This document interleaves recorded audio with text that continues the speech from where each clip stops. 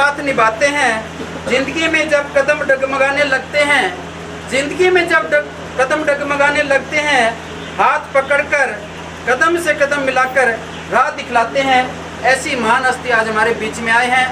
हम इलेक्शन इससे बहुत ठंडी नजर रखिए, बाकी ठीक है। हमने सारा कह दिया थी आपको।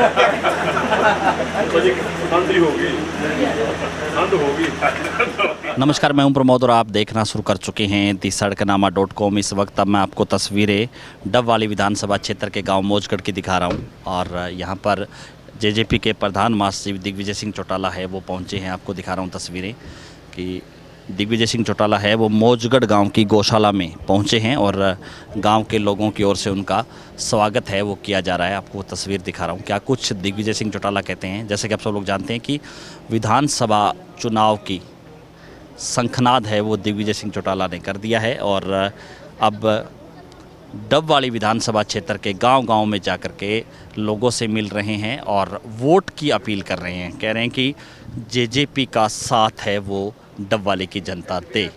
और इसके साथ साथ जो तमाम जो गांव है वहाँ पे आपको दिखा रहे हैं तस्वीरें कि गौशाला में जो है मत्था टेकने के लिए दिग्विजय सिंह चौटाला है वो पहुँचे हैं और क्या कुछ कहते हैं दिग्विजय सिंह चौटाला और गांव के लोग हैं वो क्या मांग करते हैं उनसे।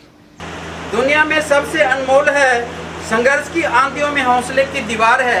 ये सच्चाई है दिग्विजय जी, ये कोई बयानों में हकीकत नहीं है, ये सच्चाई में बात है। दुनिया में सबसे अनमोल है, संघर्ष की आंधियों में हौसले की दीवार है। बिन कहे हर बात समझ जाते हैं, हर दुख सुख में साथ निभाते हैं। बिन कहे हर बात समझ जाते हैं, हर दुख सुख में साथ निभाते हैं। जिंदगी में जब कदम डगमगाने लगते हैं, जिंदगी में जब कदम डगमगाने लगते हैं, हाथ पकड़कर कदम से कदम मिलाकर राह दिखलाते हैं। ऐसी महान हस्ती आज हमारे बीच में आए हैं। हम इलेक्शन सबसे पहले मैं निवेदन करूंगा कि यहाँ की कमेटी एक बार आ जाए, 5-4 आदमी हरपाल जी वो आए और आज की हमारी जो मुख्य मांग है देवलाल वो दिग्विजय जी को प्रार्थना पत्र के माध्यम से दिग्विजय जी को भाई साहब आगे ठीक है। धन्यवाद।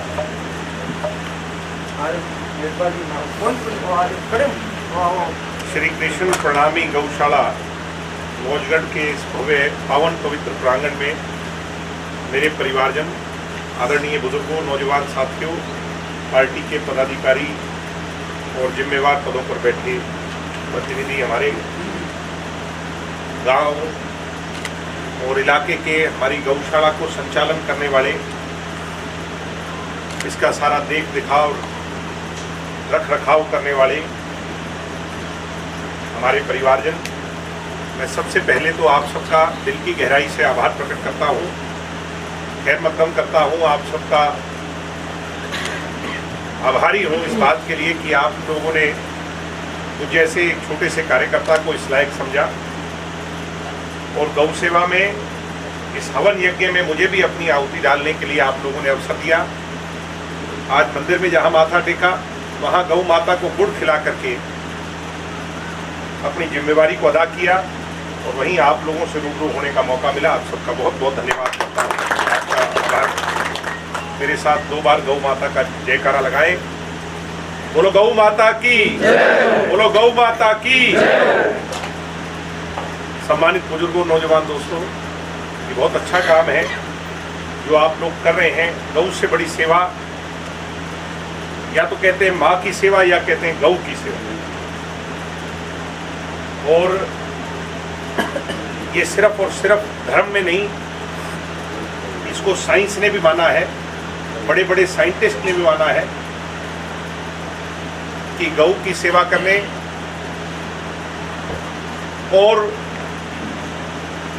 जो काऊ प्रोडक्ट्स होते हैं उसका इस्तेमाल करने से बड़ी से बड़ी बीमारियां भी दूर हो जाती हैं। ये बड़े बड़े विद्वानों ने माना है। तो इसमें आप लोगों ने इसकी नींव को मजबूत करने का काम अपने गांव में किया है। अगर आप बता रहे हो 6-7 साल में इतनी बढ़िया व्यवस्था आपने कायम की है, तो ये आपकी कहीं ना कहीं सकारात्मक सोच का ही एक नज़रिया है। आपने मेरे को भी एक जिम्मेवारी के तौर पर कहा कि शेड की मांग की है और ये मेरे लिए खुशी की बात है। मैं ये आश्वस्त करता हूँ आप लोगों को कि हम आपको जो आपने शेड मांगा है उसमें हमारी तरफ से 10 लाख रुपए शेड के लिए हम ब्लॉक समिति के हमारे चेयरमैन साहब बैठे हैं, इनकी तरफ से इसमें काम शुरू करवा देंगे। आ जाओ चेयरमैन साहब, आगे आ जाओ, दोनों तारक नहीं हुआ है, ठीक है। 10 लाख रुपए की तरफ से हमारे मेंबर साहब भी हैं और लोग हैं, यहाँ पर शेड का काम चुनावों से पहले पूरा करवाने का काम कर देंगे। ये और आगे भी जो जिम्मेवारी आप हमारी लगाओगे समय समय पर, क्योंकि ये तो एक आदमी के अकेले के उस पर तो कुछ नहीं होता, सबको करना चाहिए, अन्य राजनीतिक लोगों को भी करना चाहिए, सामाजिक लोगों को करना चाहिए, हर जगत से जुड़े लोगों को गौ की रक्षा और उसके पालन पोषण और गौशाला की प्रोग्रेस के लिए काम करना चाहिए। जितनी जिम्मेवारी हमारी है हम उसको अदा पहले भी करते आए हैं, आगे भी करेंगे।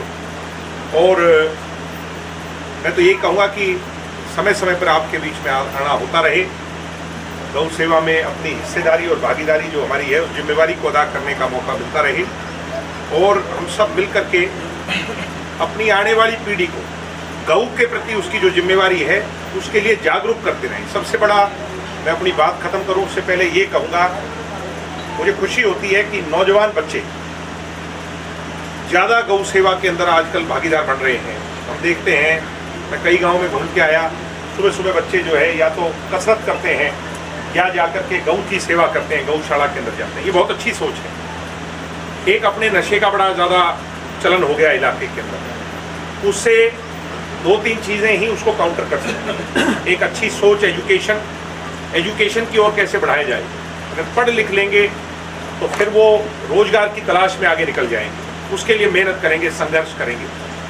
और जो व्यक्ति संघर्ष करता है नेचुरली वो नशे से कोसों मील दूर हो जाता है। दूसरा रास्ता है स्पोर्ट्स का। ये मैं बड़ी गारंटी शुदा कह सकता हूँ एज ए स्पोर्ट्समैन, मैं खुद स्पोर्ट्समैन रहा हूँ, नेशनल लेवल तक खेला हूँ, कि जो स्पोर्ट्स के अंदर पार्टिसिपेट करता है, जिसको सुबह और शाम स्पोर्ट्स का लालच हो जाता है, वो नशे से दूर हो जाता है। और ऐसा ही गौ सेवा है, जो गौ माता की सेवा करने के लिए गौशाला में आएगा तो मैं ये बड़े विश्वास से कह सकता हूँ ये ऐसा मंदिर है कि नशे जैसी गलत सोच उसके दिमाग से कोसों भी नहीं। तो हमारा आज ये संकल्प होना चाहिए, आज इस प्रांगण में जो आपने जिम्मेवारी दी वो तो हमने अदा करनी ही है, मगर आपसे और मैं ये चाहूँगा कि ये संकल्प लें कि डवाली को स्वस्थ बनाना। हम बड़ी जिम्मेवारी ना लें कि हम देश को स्वस्थ बनाएं, हरियाणा को बनाएं, सिरसा को बनाएं, शुरुआत अपने डवाली से करें। हम डवाली को स्वस्थ कैसे बनाएं, जिसको देखो देख हमारा पूरा क्षेत्र आगे, कहते हैं कि देख के रंग बदलते हैं दूसरे भी, भाई ये क्षेत्र ने कर लिया तो आगे भी उसको बढ़ाया जा सकता है। तो शुरुआत उसकी डवाली से करें और मूल जड़ नशे की उखाड़ कर फेंकने का काम यहाँ से करें। नशे नाम की कोई चीज़ हमारे क्षेत्र में ना हो और हमारा पवित्र क्षेत्र आगे बढ़ने का काम हो। यही मैं कह करके अपनी वाणी को विराम दूंगा। गौ माता की जय करते हुए और आप सबका फिर से धन्यवाद, बहुत बहुत धन्यवाद। जय हिंद, जय भारत। इस बात के लिए हमेशा ऋणी रहेगा और आपने हमारे लिए इतना कुछ किया है तो हम भी आपसे वायदा करते हैं कि आने वाले समय में हम भी अपनी ओर से किसी प्रकार की कोई कमी नहीं रखेंगे। हम भी अच्छा करने का प्रयास करते हैं। इससे बहुत आप ठंडी नजर रखिए, बाकी हमने सारा कह दिया कि आप ठंडी होगी, ठंड होगी।